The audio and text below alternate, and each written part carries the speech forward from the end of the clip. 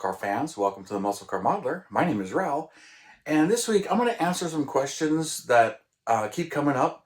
And then, especially since my last video when I did prepping for clear coat, a lot of you really focused on what clear I'm using and how much it actually is. And that's not the point of the whole video. That was mainly answering what I use because I get that all the time. And most of the time, I don't really specify exactly what I'm using. And that is why, really. And I'll get into exactly why I am using that one. And it was really because it was a leftover paint.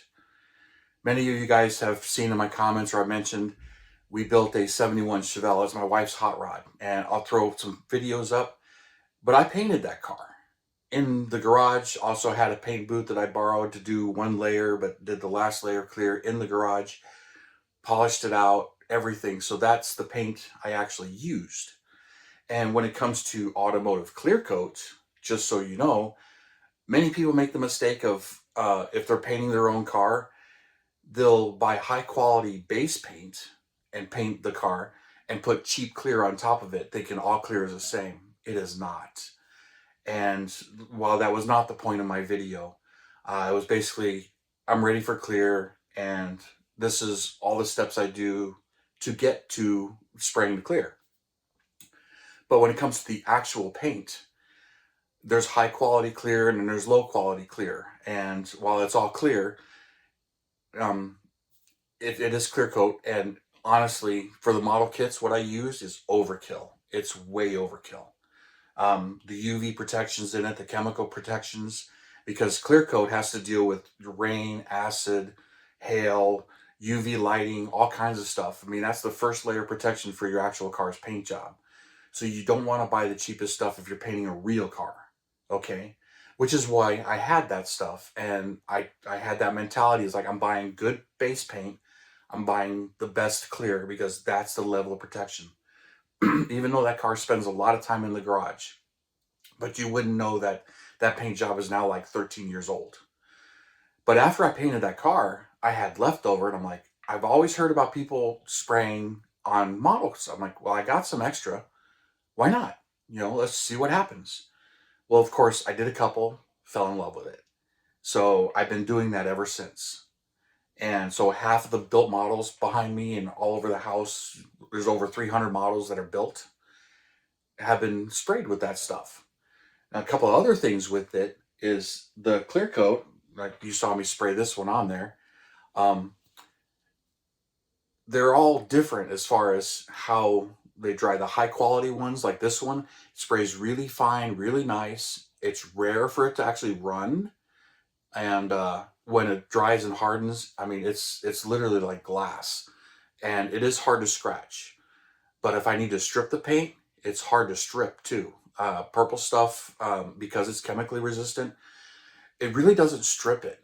It does and it doesn't. How it works though, when it comes to stripping it, is I'll soak it and it'll actually find areas, get to the paint underneath it, and the clear will just peel off. I'll actually take it off as a sheet. Sometimes it doesn't stick real well to the base coat. You could take tape and peel it off. And I've had that happen masking a couple of times. It really depends on what I use on the bottom side. Now, I use a lot of scale finishes. It rarely happens with that, especially if I use scale finishes base coat that's meant to be clear coated over. I've used their enamel that isn't clear coat, and I've had an issue or two there, but nothing really major. But sometimes I'll bring up my issues on the channel. The drama's great, but that's a good chunk of it. But it sprays really fine, hardens really well. I did get questioned about hardener. The hardener, yes, you need to use, this is what was left over that I didn't use because I was planning on painting actually 6 bodies that day. The hardener is an activator. If you don't use this, your clear will not dry. If your paint is designed for a hardener, it will not dry. It'll get sticky, and it sucks. I'll tell you, on the Chevelle, I mentioned this in the comments, I messed up the Chevelle at one time, did all the body work, all the primer. It was one last layer of primer, and then I was going to final sand it, put the sealer coat on it. That last coat of primer, I ran out of hardener. Well, I went to the store and they had stopped making that primer. I'd had it a while. So, I don't paint cars a whole lot, but a few years after having the primer, they stopped making that particular paint and they didn't make that hardener. Silly me, should have learned the lesson and just threw that half a gallon of paint away, but I was being cheap. Wanted to, not waste that paint. So I got a different Sherwin-Williams hardener. It was all Sherwin-Williams paint, but I got a different hardener thinking all hardeners the same. Hardener is really an activator, not really a hardener when it comes to automotive paint. That's why it won't dry without it.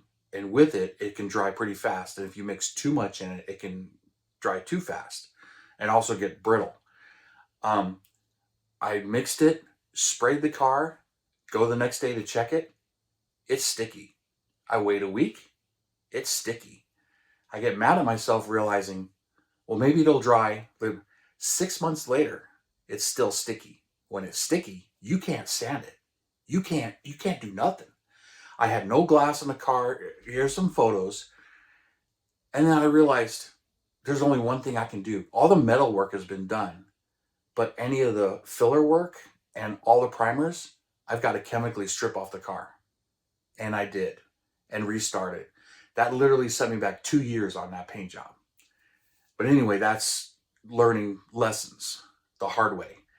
And that was that. So when it comes to, the hardener and how expensive it is, and use the one that's recommended for that paint.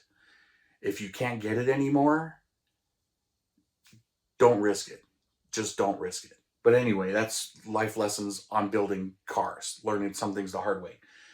So anyway, getting back to, that you saw me do the GTO convertible on film. So did this one, came out great. And then I did this one as well. And also off camera, because that was a 5-hour day, I did this one, the Hornet, and then also the Boss 302. So these 4 got done. I was also planning on doing this one, but I realized I forgot to polish the emblems out. I did clear the hood though. So if you see, the hood is cleared, but the body is not. So there's a nice comparison of, base coat with clear. Okay. And the same thing with this one. I found some scratches on here, so I didn't spray this one, but same thing. The hood got clear, the body did not. And this one's a bit more of not really a base coat. This is meant to be without. So that's why it's a bit shiny. It's an older paint I've had a while. So these were from 2012 when I first started them, and that's how long ago I bought this paint, but hadn't built it. So anyway, that's what's going on with those two.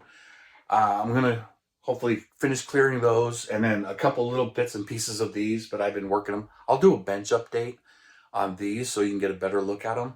But I'm just explaining that last video. And also, another question I get a lot of is my paint stands.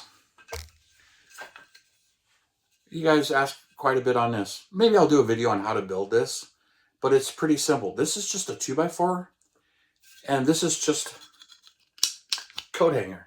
That's all that is. If you can see, it's just a chunk of coat hanger. I drill the holes for the appropriate size, because not all coat hangers are the same size. And then as paint builds up on it, overspray and whatnot, sometimes I'll just sand, just give it a quick sand, take it off. And then these, I'll drop it into the thing, or I'll just sand it, whatever. And being that they're metal, I can bend them out, bend them in. Use steel ones. But here's another coat hanger stand that I have, where I just loop it and I take the body here. Just another stand that just sits like this, so I can paint it. I've got about 5 or 6 of these that I made. The only thing that's kind of why I went to this instead of these and prefer the wood ones is the weight. Sometimes the wind can blow the body over when you got the body up here. And then I've had times where it just falls over, where I'm not paying attention. So I still use these, but I pretty much, I'll put something on it right here, right on the flat here, like maybe another piece of wood or something, or a rock, just to make sure they don't blow while they're dry, because I do this all outside in the backyard. But when they go in the garage, that's where they harden and dry. So that's where they go. But yeah, it's kind of funny. Like I didn't get to use this; it was kind of wasted paint. But that's the way it is.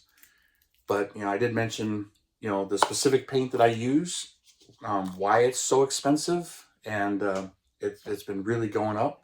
But even the automotive paints, like this 5 years ago was $1.99 at Hobby Lobby, but now it's $5.49.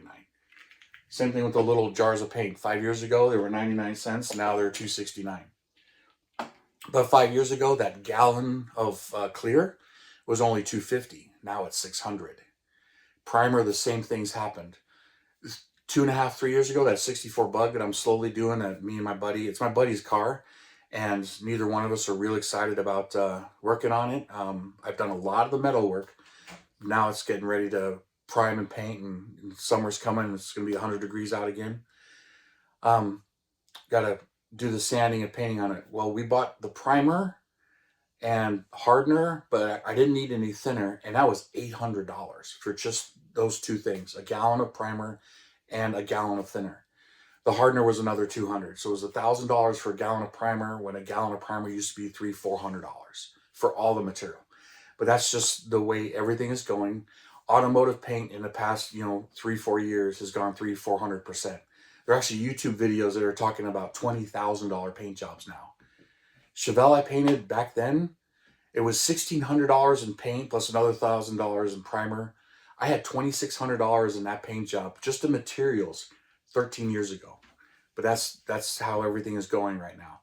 But I just wanted to explain some of that, and it wasn't trying to sell you to buy the most expensive clear. That was not my point. My point was, I get asked all the time what I use.